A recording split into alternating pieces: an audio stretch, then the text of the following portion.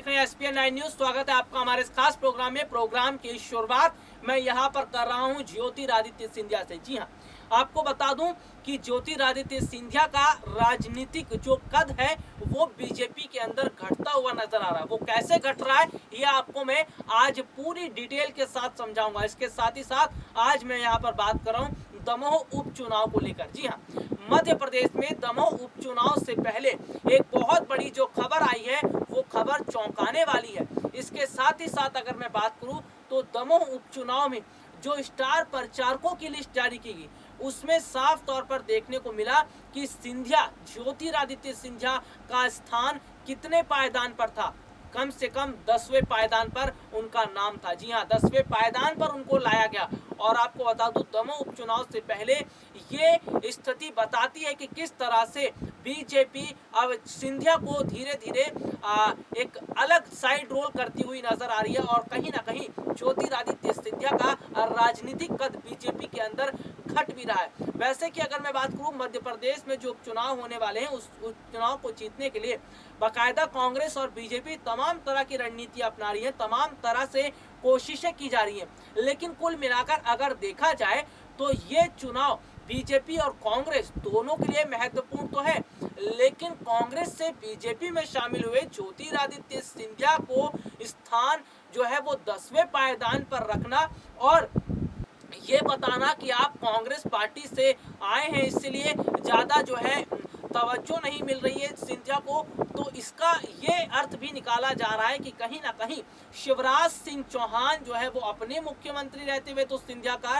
राजनीतिक कद ऊपर नहीं आने देंगे। यानी कि सिंधिया को अभी और मेहनत करनी पड़ेगी अपने जो स्थिति है उसको मजबूत करने की। और उपचुनाव से पहले ही ये स्थितियां बिल्कुल सामने आ गई हैं कि किस तरह से ज्योतिरादित्य सिंधिया की जो स्थिति है वो बीजेपी के अंदर किस तरह से है और शिवराज सिंह चौहान किस तरह से सिंधिया को जो है वो आगे बढ़ने का मौका नहीं देना चाहते। चलिए आपको मैं एक ट्वीट भी दिखाऊंगा। जी हाँ, मेरे पास जो रिपोर्ट है वो रिपोर्ट में देखिए एक ट्वीट है और ये ट्वीट क्या है, कांग्रेस के दिग्गज नेता ने, उनका नाम आपको मैं यहाँ बता देता हूँ।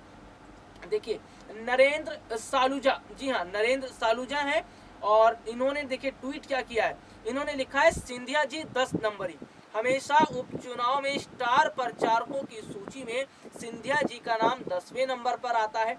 कितना सम्मान है। इसके पूर्व भी उपचुनाव में भी सिंधिया जी का नाम 10वें पायदान पर था। आखिर भाजपा क्यों उन्हें बार बार 10 नंबर ही बताती है। तो ये देखिए ट्वीट किया है और ट्वीट बकायदा आपके टेलीविजन स्क्रीन पर चल भी रहा है और इसमें एक रिपोर्ट भी आपको दिखाई दे रही होगी जिसमें 10वें पायदान पर सिंधिया का नाम है। तो क्या वाकई में ज्योतिरादित्य सिंधिया जो ये सोच कर गए थे कांग्रेस पार्टी से कि बीजेपी में जाएंगे अपने समर्थकों के साथ तो वहां खुलकर आज़ादी उन्हें मिलेगी, खुलकर वो वहां पर काम कर सकेंगे, उनको पावर जो मिली है उस पावर का इस्तेमाल कर पाएंगे। लेकिन शिवराज सरकार में ज्योतिरादित्य सिंधिया की पावर को तो कम किया जा रहा है, इसके साथ ही साथ ज्योतिरादित्य सिंधिया को जिस तरह से अगर बात की जाए तो स्टार प्रचारकों की लिस्ट के 10वें पायदान पर रखना, यानी कि ये बताना कि सिंधिया का स्थान ना तो दूसरे पायदान पर आता है ना चौथे पर आता है, सीधा 10वें पर आता है। यानी कि अभी भी बहुत से ऐसे जो नेता हैं मध्य प्रदेश में शिवराज सरकार के अंदर जो ज्योतिरादित्य सिंधिया को ऊपर नहीं बढ़ने दे रहे। इसकी वजह यह है क्योंकि उन्हें इस बात का डर लग रहा है कि अगर ज्योतिरादित्य सिंधिया और उनके समर्थकों की स्थिति बीजेपी में मजबूत हुई, सिंधिया अपने समर्थकों के साथ जो है एक नए तरीके से काम करेंगे तो ऐसे में सिंधिया का जो राजनीतिक प्रभुत्व है वो और ज्यादा बढ़ेगा। और ऐसे में डर इस बात का शिवराज सिंह चौहान को भी है, क्योंकि शिवराज सिंह चौहान को भी डर इस बात का है अगर सिंधिया उनसे आगे निकल गए तो कहीं ना कहीं उनके जो मुख्यमंत्री की कुर्सी है उस पर भी थोड़ी सी मुश्किलें मंडराती हुई नजर आएंगी। सिंधिया के जो समर्थक हैं उन्हें इस बात का ये स्थिति बन रही है कि वो किस तरह से आगे निकले। शिवराज सिंह चौहान के समर्थकों को भी इस बात का डर है कि कहीं सिंधिया और सिंधिया के समर्थक आगे न निकल जाए उनसे, और ये अनबन जो है काफी समय से देखने को भी मिलती आई। हालांकि बाकायदा हमने रिपोर्ट के जरिए भी आपको दिखा ही दिया कि आखिरकार क्या स्थान इस वक्त बीजेपी में चल रहा है ज्योतिरादित्य सिंधिया का। ज्योतिरादित्य सिंधिया पूरे दल बल के साथ जब बीजेपी में शामिल हुए थे, और बीजेपी में शामिल हुए कम से कम 1 साल से ज्यादा का समय तो हो ही गया है, लेकिन जब वो पूरे दल बल के साथ बीजेपी में शामिल हुए तो सिंधिया और उनके समर्थक खुशी से झूम रहे थे। सिंधिया और उनके समर्थकों को ऐसा लग रहा था कि शिवराज सिंह चौहान के बाद अगर किसी का नंबर आएगा तो ज्योतिरादित्य सिंधिया का आएगा और उनके समर्थकों का नंबर आएगा। लेकिन यहाँ पर कुल मिलाकर देखा जाए तो ऐसी जो सोच थी सिंधिया और उनके समर्थकों की, उससे बिल्कुल उलट हुआ। शिवराज सिंह चौहान के दूसरे पायदान पर नहीं, बल्कि कम से कम शिवराज सिंह चौहान से 10वें पायदान पर खड़े हैं सिंधिया। और ये बताया जाता है और ये स्थितियां बन रही हैं कि शिवराज सिंह चौहान की बराबरी फिलहाल तो सिंधिया नहीं कर पाएंगे, क्योंकि जिस तरह से शिवराज सिंह चौहान मध्य प्रदेश के मुख्यमंत्री हैं और वो ये बात जानते हैं कि उनकी मुख्यमंत्री की कुर्सी पर खतरा भी मंडरा सकता है अगर राजनीतिक शक्ति ज्योतिरादित्य सिंधिया की बढ़ती है।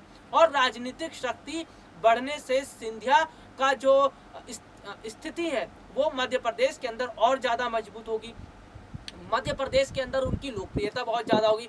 तो इन सब बातों को ध्यान में रखते हुए बहुत सोच समझकर मध्य प्रदेश के अंदर पॉलिटिक्स की जा रही है, बहुत सोच समझकर मध्य प्रदेश के अंदर राजनीति हो रही है। खासकर बीजेपी की हम बात करें तो बीजेपी में बहुत सोच समझकर रणनीतियां बनाई जा रही है। शिवराज और उनके समर्थक जो है वो लगातार स्थितियों को देखते हुए बहुत सोच समझकर काम कर रहे हैं। यानी कि कुल मिलाकर अगर देखा जाए तो सिंधिया और जो सिंधिया है ज्योतिरादित्य सिंधिया, फिलहाल तो लगता है उनका स्थान दूसरे पायदान पर तो नहीं है।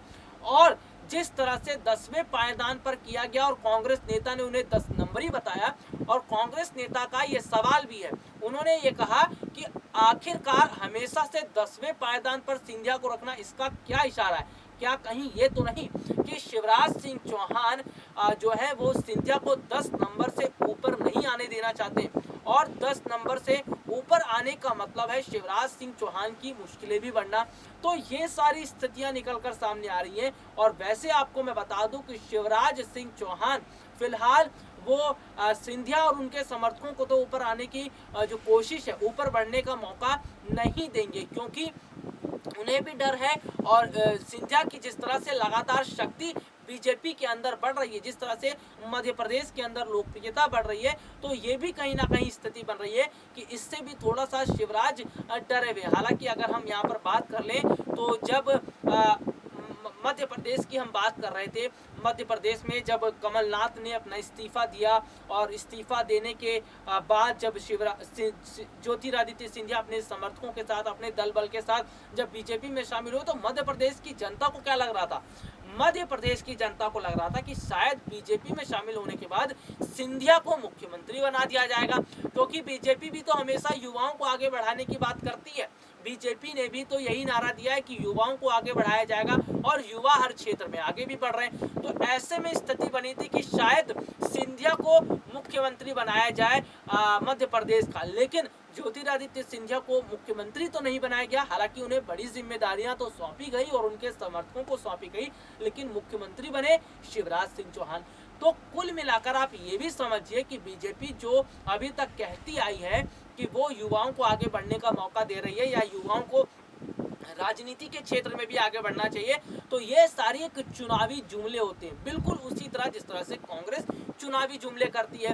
कांग्रेस पार्टी का भी यही था, कांग्रेस पार्टी भी युवाओं को आगे बढ़ाने की बात करती थी, लेकिन युवाओं को कितना कांग्रेस पार्टी के अंदर बढ़ाया गया है ये तस्वीरें किसी से छुपी नहीं है। आपको बता दूं कि सचिन पायलट की स्थिति राजस्थान में क्या है ये अच्छी तरह से राजस्थान की जनता जानती होगी, और सिंधिया की स्थिति कांग्रेस में क्या थी ये बात भी सिंधिया के समर्थक और मध्य प्रदेश की जनता जानती होगी। तो ये मिलाकर देखिए कि सभी राजनीतिक पार्टियां वायदे बहुत करती हैं, लेकिन वो अपने वायदे पर अमल नहीं करती। आखिरकार आज के लिए मुझे इजाजत दीजिए, फिर आपको नई जानकारी से रूबरू करवाऊंगा और नई जानकारी आपको पहुंचाऊंगा। फिलहाल के लिए आज मुझे इजाजत दीजिए, नमस्कार।